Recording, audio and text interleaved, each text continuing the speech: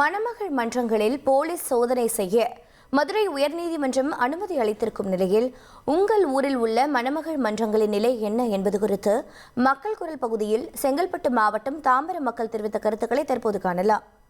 மணமகள் மன்றங்களிலே தேவையில்லாத காரியங்கள் தான் நடக்குது. இப்போ சீட் ஆடுறது தான் மெயினாக இருக்குது. அதுவும் பணம் வச்சு நிறைய சூதாட்டம் தான் நிறைய நடக்குது. ஆனால் இதெல்லாம் காவல்துறைக்கு நல்லாவே தெரியும். எங்கெங்கே அந்த கிளப் இருக்குது, அங்கே என்னென்ன ஆக்டிவிட்டீஸ் நடக்குதுன்னு காவல்துறை தெரியும். ஆனால் காவல்துறை இது கொஞ்சம் கண்டுக்கிறதே இல்லை. எங்களை போது சமூக ஆர்வலர் சொன்னாலும் அவர்கள் அது எந்த ஆக்டிவிட்டிஸும் எடுக்கல. இதெல்லாம் சில அரசியல்வாதிகளோட பங்களிப்பும் இருக்குது. ஒரு காலத்தில் பார்த்தீங்கன்னாக்கா இது வந்து ஸ்போர்ட்ஸ் ஆக்டிவிட்டிஸ் அது மாதிரி இருந்தது. ஈவினிங்கில் வேலை முடிச்சுட்டு வரவங்களுக்கு இந்த சனி ஞாயிறில் வந்து ஒரு ரெக்ரியேஷன் கிளப் மாதிரி எல்லாமே வந்து ஜாலியாக வந்து விளையாடுவாங்க, போவாங்க. ஸ்போர்ட்ஸுக்கு தான் மெயின் இம்பார்ட்டன்ஸாக இருந்தது. இப்போது பார்த்தீங்கன்னாக்கா சமீப காலங்களில் வந்து பார்த்தீங்கன்னாக்கா அது வந்து சூதாட்ட கிளப்பாகவும் ரெக்ரியேஷன் கிளப்ன்ற பேரில் வந்து இல்லீகல் ஆக்டிவிட்டீஸில் பெண்களை கூப்பிட்டு வர்றது, இந்த மாதிரி செயல்பாடுகள் தான் நிறைய வந்துட்டு இருக்கு. இந்த கிளப்புக்கெல்லாம் வந்து போய் கிளப்புன்னு வச்சுருக்காங்க. சின்ன பசங்களுக்கு இது பண்ணுறது அது பண்ணுறதுன்னு சொல்கிறாங்க.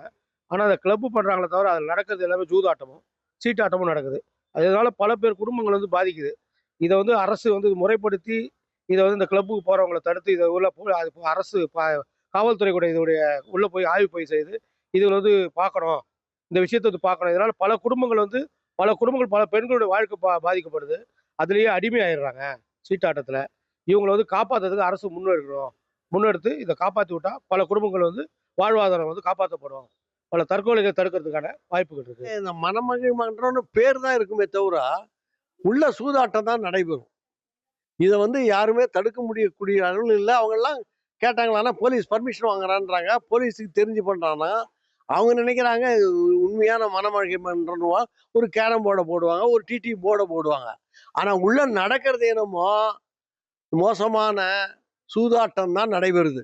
இந்த சூதாட்டத்தை அடிக்கடி அவங்க செக் பண்ணணும், போலீஸ் வந்து ரெய்டு பண்ணணும்.